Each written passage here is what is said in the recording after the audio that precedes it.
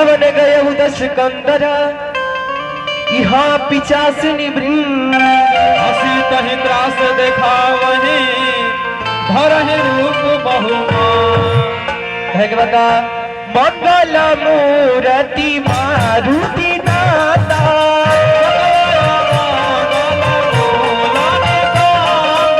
त्रिजटा नाम राक्षसी का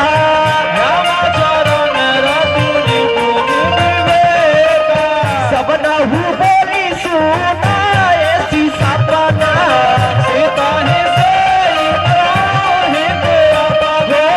सपने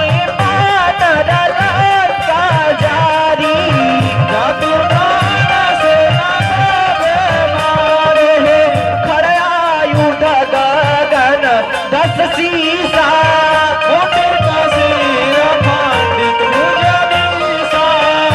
दीदी से दक्षिणा दिशी जाई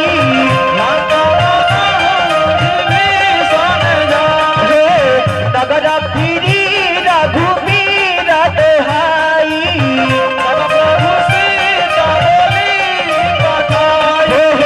यह सपना में कह उपकारी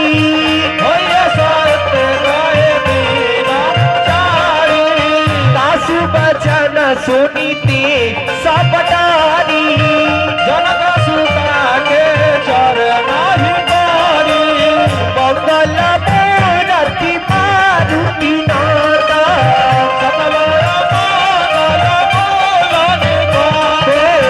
मंगल मूर्ति मारुति नाता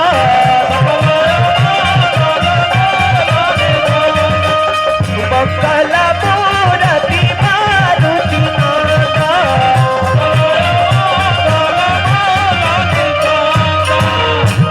जहता गई सकल सब सीता मन कर सोच मास दिवस बीते मोहि मारहि निश्चर को देखी हमनी के कथा हमनी के दोहा चौपाई उस समय पा गइल बा माता सीता अशोक के पेड़ के नीचे बैठ के रोआ तारी रावण आवता माता सीता की बार बार डरवावता धमकावता साम दाम भाई भेद दिखावता कि अभियो से सीता हमार बात मान ले। माता सीता रोतरी या कहतरी बगले में बैठल बारी त्रिजटा माई भगवान की बहुत बड़का भक्त रली त्रिजटा माई उनके से माता सीता रोतरी या कहतरी ए माई हमरा की तू जहर लिया के दे दा कि हम खा के मर जाई। ए रावण के पीड़ा ए रावण के दुख हमरा से बर्दाश्त नहीं के होत। अरे रावण 1 महीना के वादा देके गई बा रावण 1 महीना के वादा देके गई बा रावण कह के गई बा हर पति तहत राम 1 महीना के भीतर नहीं है तो सीधे हाई अपना चंद्रहास तलवार से जय हो तहर गर्दन काट दे। माता सीता रो तरी कह तरी त्रिजटा माई से वो भगवान के बहुत बड़का भक्त रली। लंका नगरी में माता सीता की केहू दुख दर्द बुझे उरली बस त्रिजटा माई उनके से माता सीता रोआ तरिया कह तरीका हरि का खा की मार जाई हरि सुना मोरी माता। माता सीता रोआ तरिया सुन के पेड़ के नीचे बैठ के उनकर दुख क्यों नहीं के सुनत बस उनका केहू लौकता बस त्रिजटा माई लौकतरी। उनके से माता सीता कह तरीका हरि का खा के मार जाई अरे सुन मोरी माता हरि जिंदगी की भारी अब नहीं रे सहाता जिंदगी के भार अब नहीं रे सहाता नहीं रे सहाता। जिंदगी के भार अब नाही रे सहाता। का खा के मार जाई सुन मोरी माता। का खा के मार जाई सुन मोर माता। का खा के मार जाई सुन मोरी माता। का खा के मार जाई सुन मोर माता। जिंदगी की बार अब नहीं रे सहाता। जिंदगी के भार अब नाही रे सहाता। जिंदगी की बार अब नहीं रे सहाता। जिंदगी के भार अब नाही रे सहाता। दस पानी हो श्री राम की जवानी आके। दस हरि नाम जिगर चरणन के दास हो। दस पानी हो जिगर चरणन के दास हरि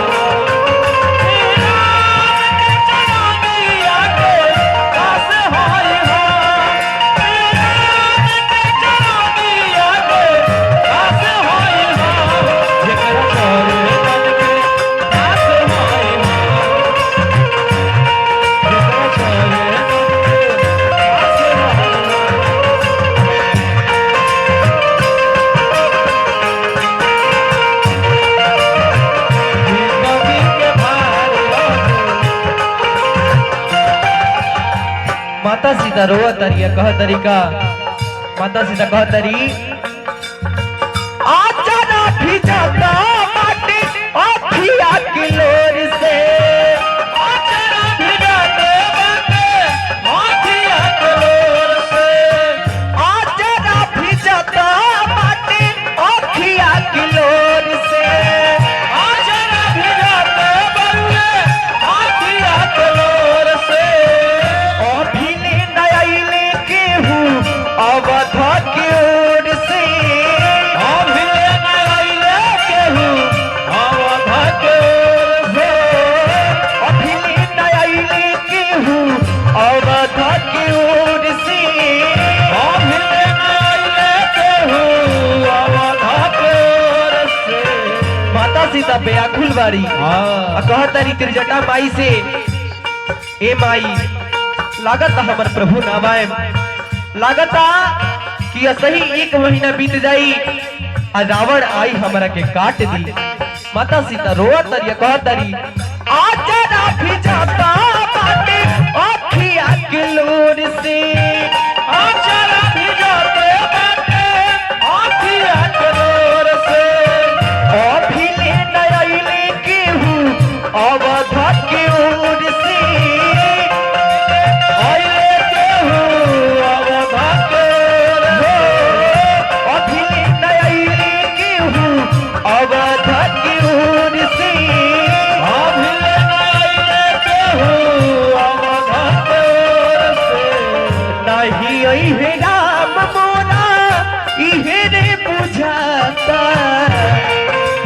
राम मोरा इहे बुझाता। नहीं अइहे राम मोरा इहे रे बुझाता। नाही अइहे राम मोरा इहे बुझाता। जिंदगी की भार अब नहीं रे सहाता। जिंदगी के भार अब नाही रे सहाता। जिंदगी की भार अब नहीं रे सहाता। जिंदगी के भार अब नाही रे सहाता। जय हो जय हो।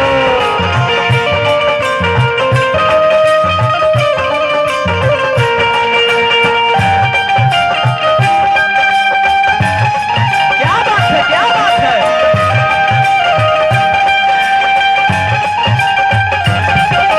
हरि राम राम राम हरि हरि।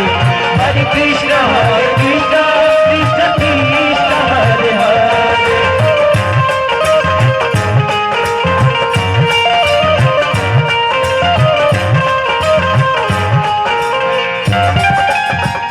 माता सीता त्रिजटा माई से फिर कह तरीका हो लकड़ी ले आवा माई चीता के सजादा चीता के सजादा माई चीता के सजादा।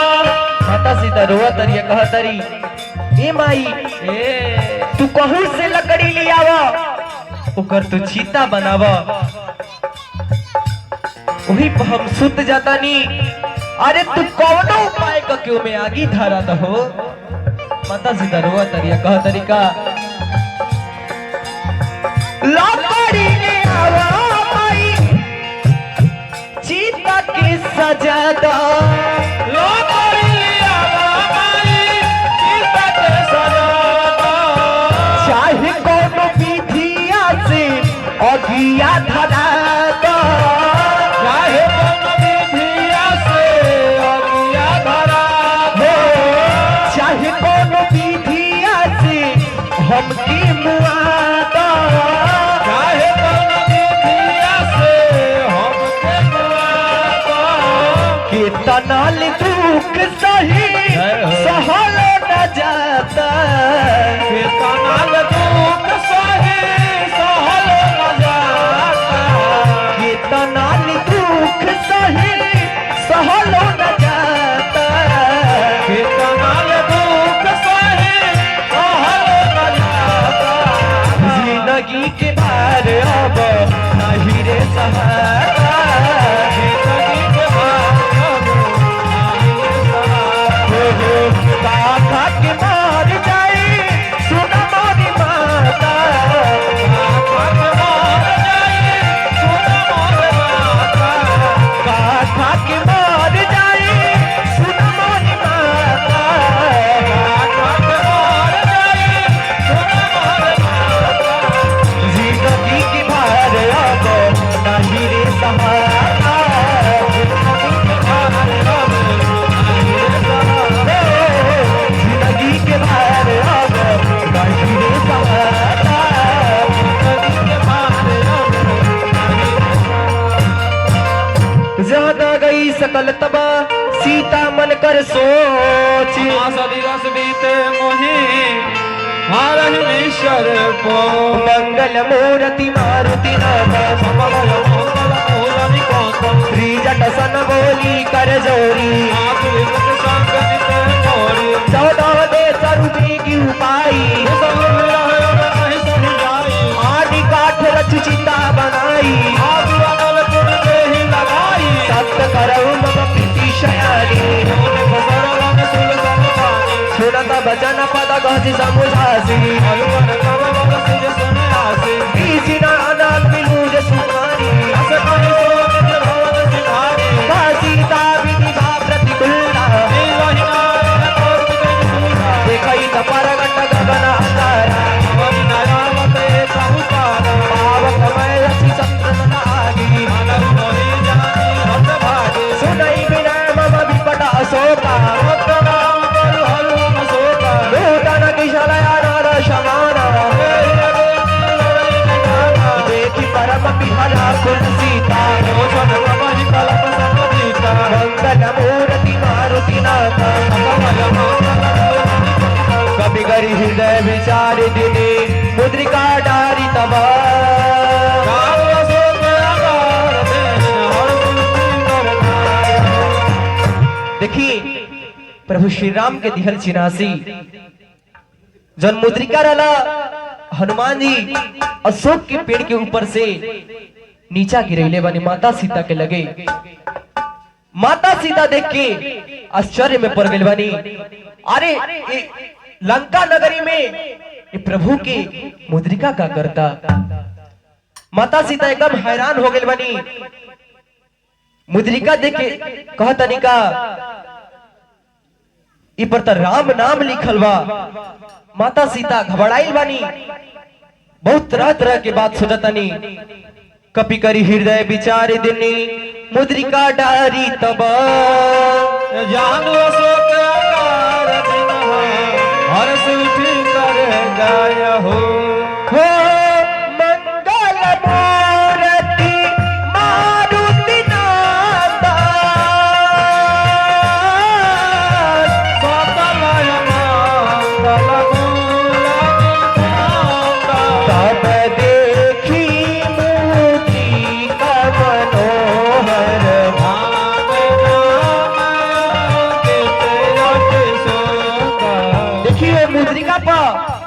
राम नाम कितना सुंदर अक्षर में लिखल बा। ओहो चकिता चितावा मुदरी पहचानी हरा ओहो जीती को सताई अजरा भुनाई माया तेरा सिरुचि नहीं जाई सीता मन विचार करताना मधुर वचन बोले हनुमान। माता सीता सोच में डूबल बानी, सोचतानी ई लागत रावण के कौनो माया बा। आई आदरणीय गौतम बाबा जी के तरफ से ये हनुमान जी के दरबार में बहुत सारा पूरा मंडली के यहाँ के दान देनी। हनुमान जी से यह प्रार्थना रही कि यहाँ के पूरा परिवार पर सदैव अपन कृपा दया दृष्टि बने रखी। जय हो। कहे के बाका हाँ